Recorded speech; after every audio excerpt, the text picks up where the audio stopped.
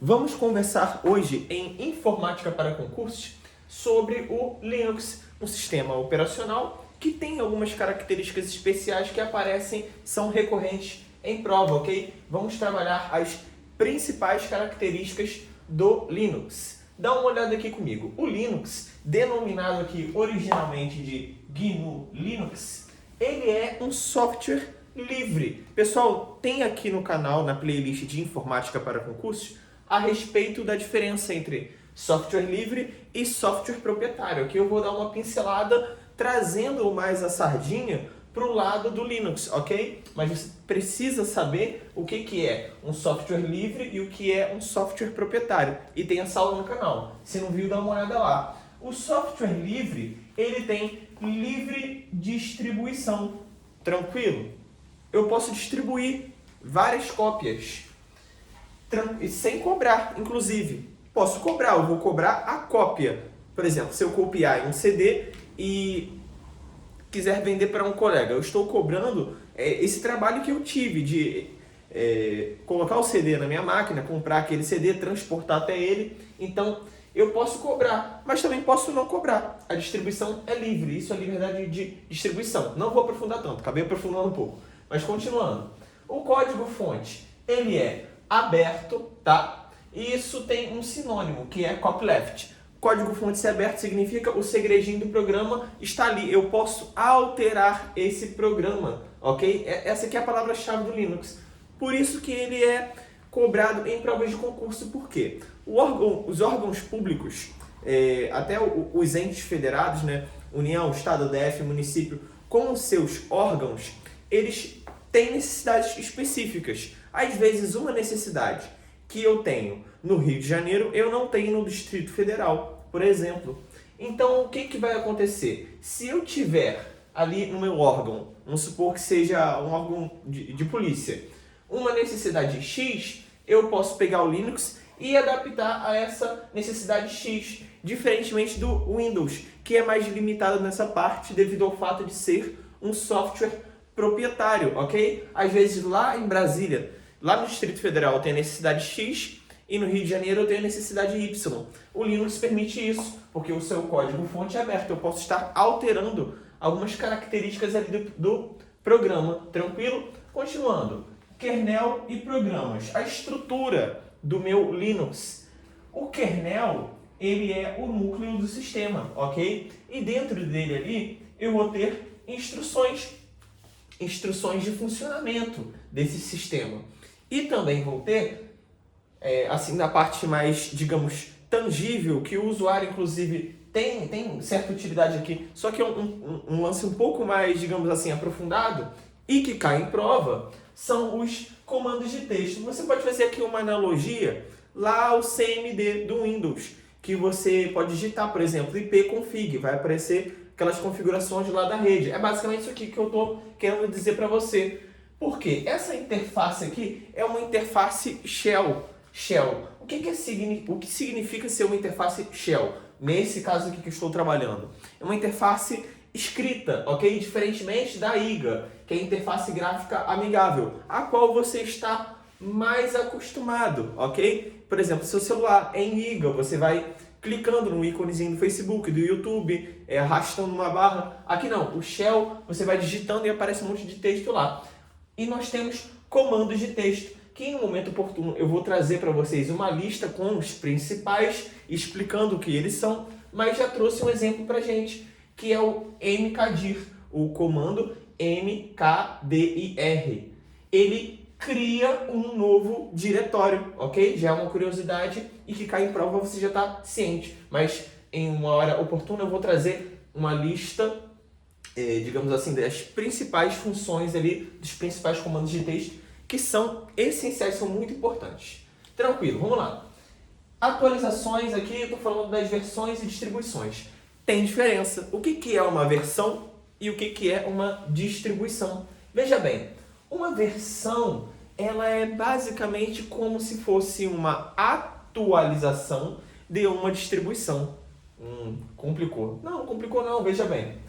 O que é uma distribuição? São mudanças significativas. É tipo assim, eu peguei uma distribuição ali do Linux e alterei tudo, meu irmão.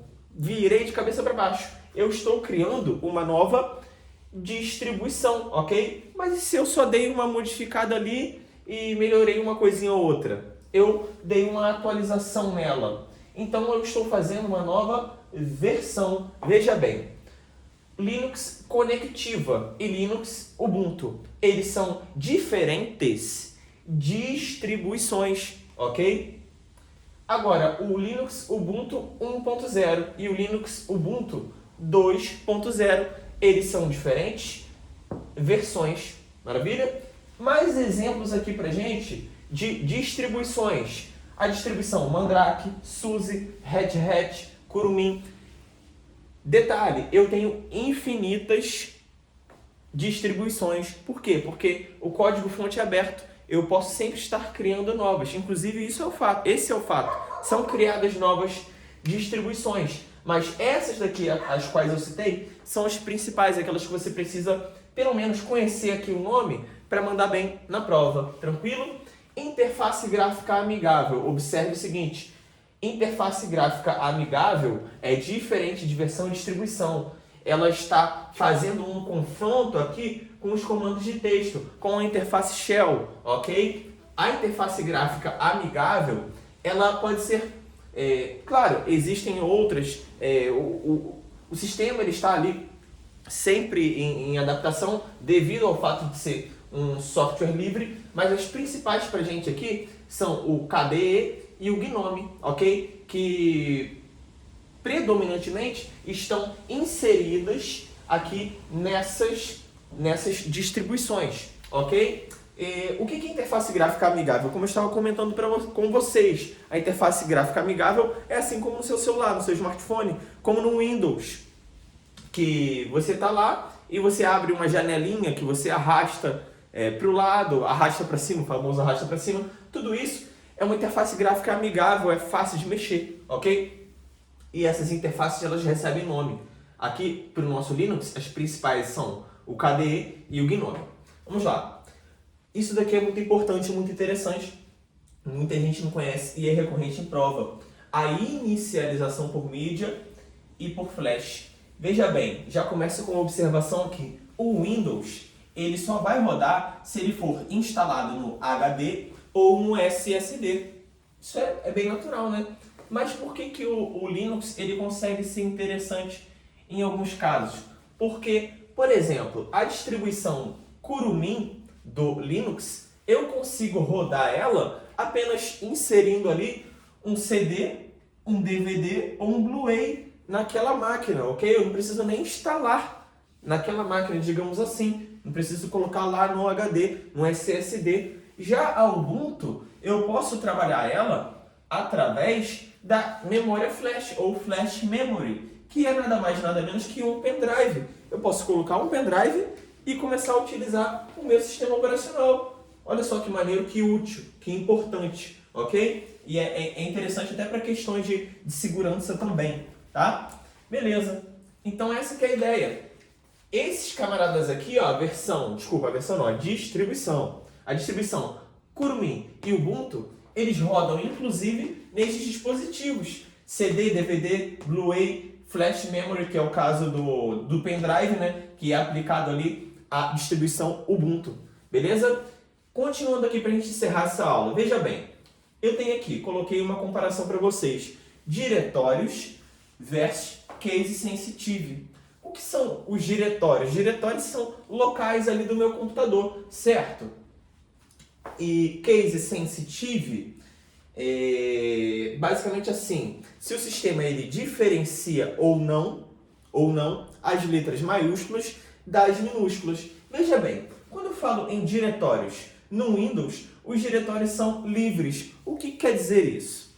Eu tenho lá no Windows, nativamente, você vai encontrar lá que tem uma pastinha dedicada, né, destinada às músicas, destinada aos vídeos, destinada às fotos. Mas o que eu posso fazer? Eu posso pegar um vídeo e salvar na página das fotos. Na página das fotos, eu posso pegar uma foto e salvar na música. No Windows, isso é livre. Entretanto, No Linux, isso é direcionado. Eu não posso, por exemplo, pegar um vídeo e salvar lá no lugar de música. Vai dar erro, ok? Então isso daqui é importante. Uma importante diferença entre Windows e Linux, beleza? Show de bola. Já o lance do Case Sensitive é o seguinte, como eu estava comentando com vocês, ele vai diferenciar letras maiúsculas de minúsculas. E o Windows, ele é um sistema operacional que não é case sensitive. Exemplo na prática pra gente. Se eu crio por exemplo, uma pasta assim, ó, fotos, isso aqui é um F maiúsculo, tá? Fotos. E depois, ali dentro da área de trabalho também, criei isso aqui na área de trabalho. Dentro da área de trabalho, eu chego lá e crio uma pasta fotos com F minúsculo.